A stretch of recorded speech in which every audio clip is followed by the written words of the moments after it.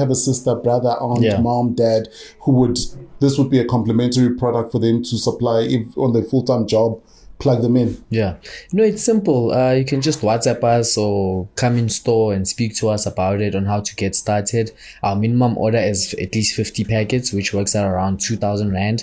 But what I've seen is that with our resellers, on average, they bring in about 3,000, 4,000 Rand a month. And yeah, it's simple. You can just come in, speak to us and get started. It's open to everyone. We currently have 26, but it's open to everyone. We'd like to have more. And the nice thing with us is that even here in Soweto, we have two in Soweto, one in Naledi, one in Protea Clan.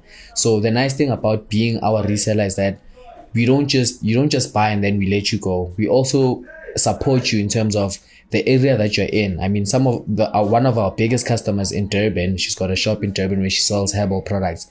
Our Durban customers, we send them to her, so that because we understand that the more she grows, the more we grow. And it also helps the customer cut down courier costs, because if a customer's ordering from Durban, they'd have to pay for courier costs. So it's a win-win situation for everyone. It's a triple win. I win, the reseller wins, the customer wins. So yeah. Sure. No, man, I really, really love that, because I think the biggest thing that talks to, as I learn in this moment, in this masterclass, is that be confident in yourself, that you won't have to look over the shoulder all the time. But now, here you are, you mentioned that one of the highlight moments was pitching, and not necessarily highlight moments, but those almost could have been an imposter syndrome. Yeah. Is now pitching, you're at this pitching polish, you're pitching. But let's take a couple of steps back. What are some of the key things? I think for me, you can answer this from a preparation perspective. You can answer this as key things that individuals need to take into consideration when they're pitching. This is just your own lessons and things that you've learned. But sometimes, pitching and standing in front of people and pitching is a daunting task. Super. Yeah. Because I think sometimes, if you're dealing with one customer, yes, nyasaba, we won. But now there's like 1,000 or 500 or 100 or 50 people in the room. Yeah. What is your advice to people and how you have navigated those spaces and being able to then ooze in the confidence to pitch? I think for me, it's being mostly yourself. I believe that people buy into you before they buy into your business or your product. So being yourself, authentic person. And I think every business owner has something about them that people gravitate towards, or else you wouldn't be a business owner, right? It's just being yourself, and the fact that you were able to create value for your customers, because your customers are your first investors or your pitch grantors, or if you can put it that way. So if you were able to convince a customer to give you money, you can convince a stranger to give you money. And just being confident in your product also, because more often than not, we can tell when a person is not that confident in their product. You can see, right? So be yourself and be confident in your product and know the value that you're providing. And I think I love what you're mentioning now, especially around being very, very authentic, because sometimes we try and replicate ourselves to whatever is out there in the market and then end up along the way losing ourselves as we grow this thing. Yeah. But I think for me, when I sort of look at the business, and I think you then touched on the mindset and how you've harnessed the mindset, and how it's a growing business, but growing into Africa. But there's another key thing, right, which is the brand. Yeah. You've been very intentional, or rather to me as a customer, it looks and feels like you've been very intentional about the brand look and feel. Yeah. I mean, the product as I see it, ladies and gentlemen, as you see it on screen, it's not in a clear plastic. Yeah. Because someone else would have taken a clear plastic and a marker and written. Yeah. You were very clear, it's barcoded. Yeah. It's clear, all the T's and C's, the do's and don'ts. Yeah. Where does this level of intentionality come from? Because I think the reason why I asked this is that sometimes we leave these key things for later, because the thinking is, no, we'll do it when we have money, not now. Yeah. But here you are, you started with this look and feel. Yeah. How important is to build that brand that's going to look like a brand as it topples over Africa? I think for me, it comes from getting inspiration from other brands. When you see people or other businesses on how they operate and how they move, because sometimes you can actually learn from your competitor.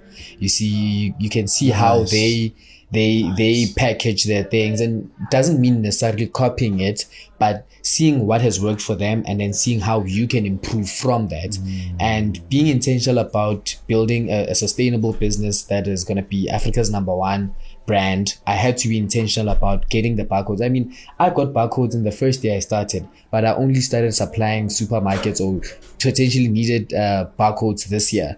So you can tell it's all about starting with the vision. That's why it's important to have the vision from inception or even before inception. Always having the vision of where you're taking this business, and then making sure you prepare for that. Because a lot of the times, also looking at it spiritually, you ask God for things, but you don't prepare for them. You know, I mean, if I ask God, yo, God, I need you to open these doors for me to get into retail, but I don't even have barcoding. It's like God looks at you on some be serious, yeah. So that's how I've looked at it. Taking yourself serious, taking the business and the brand seriously, so much so that you invest in everything that needs to be invested in from inception. And I understand the whole money chat, and it's all about reinvesting the money into the business. Yeah, because even with this packaging, it's still going to improve. It's still going to be of greater quality and of greater value and stuff like that. So maybe a light-hearted question. What's your favorite color of the 30? Gold. Gold is my favorite color. Gold is my favorite color. It represents wealth. It represents prosperity. It represents success. That's the candle. That's the color I have on, well, in candle form every day at home, in my business. Is that the color you conceptualized, or was that feedback from a customer? It was feedback from a customer. Oh, wow. Yeah, because I didn't know that people manifest with gold. So customers were like, listen, give it like, and I'm like, okay, like, no, can you like make like a gold candle? And yeah, and even with this mixed packet, for the long, we only had mixed packets from this year. We never used to do mixed packets because I didn't know that's what a customer wants. Because sometimes for a customer, they need to have 7 candles or 6 candles switched on at the same time. And that means buying 6 packets. And I mean, not everyone is the same financially. Yeah. So we're like, okay, what can we do to help this customer? And we came up with the concept of mixed packets. Yeah, then automatically you've served the customer need, and the customer feels and knows, most importantly, that they are seen. Yeah. What is I wouldn't necessarily, and don't take this as a singular lesson, but what is the most important thing that you've learned? It doesn't have to be one, it could be 2 or 3 in your entrepreneurial journey. It could have been a lesson in failure, advice that you got, but what is that one lesson that you've learned, or that you continuously learning? It could be that as well. Being patient, and being consistent, and being focused. That's the lesson. I think for me, this business has contributed to my personal development on the highest level. It's taught me things about myself I didn't know about, like such as being patient. Because when you're running a business, you have no choice but to be patient, because things are not going to come to you when you want them. Especially when you look at it from a biblical point of view. You know, God says when the time is right, I, the Lord, will make it happen.